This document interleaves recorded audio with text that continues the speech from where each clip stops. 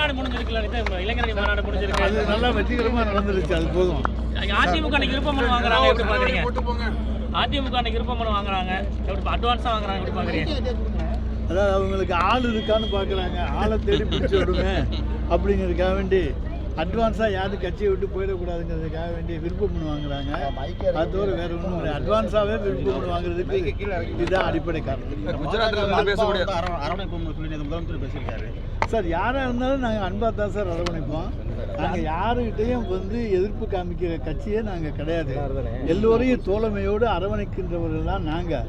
கொள்கை மாறுபாடுகள் தான் ஏற்படுகின்றனவே தவிர வேறு எந்த விதத்திலையும் நாங்கள் யாரையுமே போய் குஸ்தி போடுறவங்க கிடையாது சார். ஒருவேளை பாஜக அன்போடு நடந்து கொண்டால் மீண்டும் கூட்டணி கொண்டாட வாய்ப்பு உண்டா சார்? அது கொள்கை கூட்டணி சார், அது வேற இது வேற. எங்களுடைய திராவிட மாடல் ஆட்சியை ஏற்றுக்கொண்டால் யாரோடும் நாங்கள் இணைந்து பணியாற்ற தயாராக இருக்கிறோம். நேற்று கூட்டத்தில் தம்பிவா தலைமை இருக்கவான்லாம் பேசியிருக்கீங்க. இப்போ உதயநிதிக்கு அவ்வளோ முக்கியத்துவம் கொடுக்குறீங்களா? ஏன் சார், தலைவருக்கு அடுத்ததாக இளந்தலைவர். அதனால் இந்த எங்களுடைய இயக்கத்தினுடைய அத்தனை 2 கோடி தொண்டர்கள் 2.5 கோடி தொண்டர்கள் இன்றைக்கு சேர்த்திருக்கிறோம்.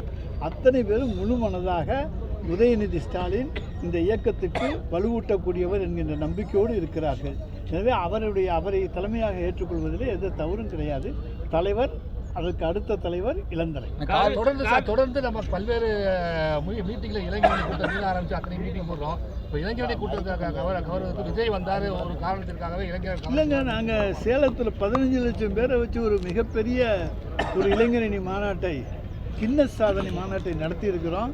இளைஞர்கள் திராவிட முன்னேற்ற கழகத்திலே தான் இருக்கிறார்கள் என்பதை எடுத்து காட்டுவதற்காக சேலத்திலே நடத்தப்பட்ட மாநாடு என்பதை மறந்து விடாதீர்கள்.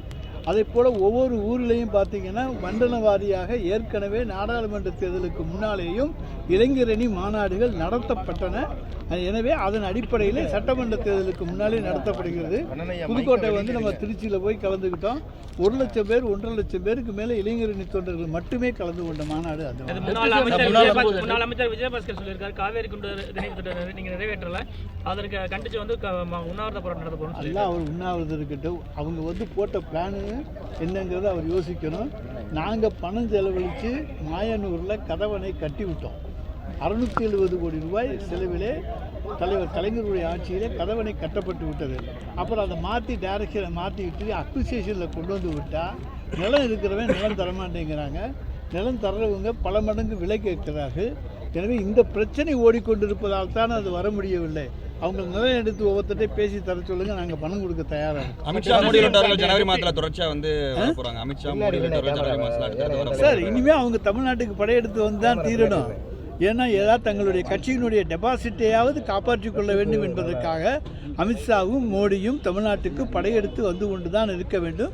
ஆனால் எந்த பணமும் கொண்டுகிட்டு வரமாட்டாங்க. நம்ம பணம் நமக்கு, ஆனால் அந்த பணத்தை அவங்க வச்சுக்கிறாங்க, மற்ற மாநிலத்துக்கு செலவழிக்கிறாங்க.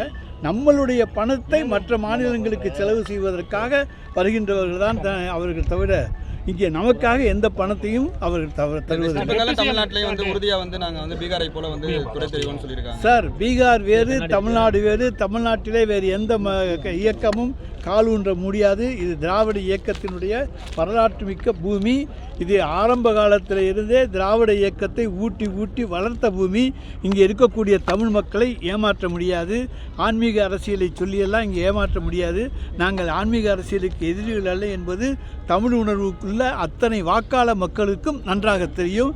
எனவே எங்களை பொறுத்த வரைக்கும் எல்லோரும் ஒன்று, எல்லோருக்கும் எல்லாம் என்பதுதான் எங்களுடைய கொள்கை. எல்லோருக்கும் எல்லாம் கிடைக்க வேண்டும் என்பதுதான் எங்களுடைய கொள்கை. எல்லோரும் சமம் என்பதுதான் எங்களுடைய கொள்கை. நீங்கள் எல்லாரும் சமம்னு ஏற்றுக்கிட்டு எல்லாரையும் அவங்கள வர சொல்லுங்க, ஆட்சேபனையே கிடையாது. எல்லாரையும் சமமாக ஏற்றுக்க மாட்டேங்கிறாங்களே. அவர் கட்டின கட்டடத்தில் அடிப்படை வசதியெல்லாம் இல்லாமல் கட்டிட்டு போயிருக்கலாம். நாங்கள் இன்னைக்கு அதையெல்லாம் நிறைய செஞ்சுருக்கோம், நிறைய மாற்றியிருக்கோம். அதாவது அவர் பெயிண்ட் அடிக்கிற ஒன்று தொழிலை தவிர தான் மக்கள் நல்வாழ்வுத்துறை அமைச்சராக இருந்த பொழுது மருத்துவமனைகளுக்கு பெயிண்ட் அடிக்கிறத தவிர வேறு எந்த வேலையும் பார்க்கல, எந்த மிஷினும் வாங்கி வைக்கல. இலுப்பூர் மருத்துவமனைக்கு அவர் சொந்த ஊரில் தொகுதியில் இருக்க மருத்துவமனைக்கே மருத்துவ உபகரணங்கள் வாங்கி வைக்கவில்லை, விராலிமலையில் வாங்கி வைக்கவில்லை. இன்றைக்கி ஜம்பம் பேசுகிறார். தேர்தல் வந்துருச்சுன்னு 5 வருஷம் கழிச்சு ஜம்பம் பேசுகிறாரு. நாங்கள் அதை ஒவ்வொரு ஊரிலும் போய் அந்த ஆண்டிலேயே நிரூபித்திருக்கிறோம். மக்கள் நல்வாழ்வுத்துறை அமைச்சராக இருந்தவர் தன்னுடைய தொகுதியிலேயே எதுவும் செய்யாதவர் மற்ற தொகுதிக்கு எப்படி செய்ய போகிறாரு, செஞ்சிருப்பார் அப்படி என்பதெல்லாம் சொல்லியிருக்கிறோம். எனவே எங்களை பொறுத்த வரைக்கும் இன்றைக்கு திராவிட முன்னேற்றக் கழகத்தினுடைய ஆட்சியிலே தான் தமிழகம் இன்றைக்கு மருத்துவத்துறையிலே தலை நிமிர்ந்து இருக்கிறது, பல விருதுகளை பெற்றிருக்கிறது. பேசும்போது எதிரிகளையும் உதிரிகளையும் கவலைப்பட வேணாம்னு சொல்றாரு. எதிரியை யார் சொல்றாரு, உதிரி யார் சொல்றாரு? எதிரி உதிரி எல்லாம் அவங்க தான்.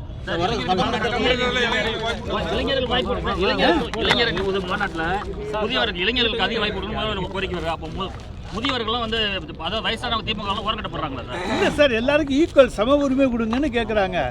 எல்லாரும் இளைஞர்களும் வரணும்ல. கட்சியை நாளைக்கு பலப்படுத்த இளைஞர்கள் தேவையில்லையா? எனவே இளைஞர்களுக்கு வாய்ப்பு கொடுங்கள் என்று கேட்கின்ற உரிமை இளைஞரணி செயலாளருக்கு உண்டு. எனவே தன்னுடைய உரிமையை அவர் இளைஞரணி செயலாளர் கேட்கிறார். நேற்றோட எஸ்ஐஆரோட இது முடிஞ்சிருச்சு. இதில் வந்து ஏதாவது சிக்கல் இருந்துச்சுன்னா நம்ம அதுக்கெல்லாம் அப்பீல் ஏதாச்சும் பண்ணுவோமா, என்ன பண்ணுவோம் சார்? இப்போ திருப்பி வாக்காளர் பட்டியல் வெளிவரும். வந்த பிறகுதான் என்னென்ன நடந்திருக்கிறது என்பது தெரியும். விடுபட்டு போன வாக்காளர்களை சேர்ப்பதற்கான வாய்ப்பு உண்டு. எனவே திராவிட முன்னேற்றக் கழகம் என்றைக்குமே களப்பணியிலே முதல் இடத்தில் இருக்கும். ஒரு வாக்காளர் விடாமல், அவர் அதிமுகவா பாஜகவா அதை பற்றியெல்லாம் கவலைப்பட மாட்டோம். எல்லா வாக்காளர்களையும் சேர்க்கிற கட்சி தான் திராவிட முன்னேற்றக் கழகம். எங்கள் கட்சியை மட்டும் சேர்க்க மாட்டோம், எல்லாரையும் சேர்க்க.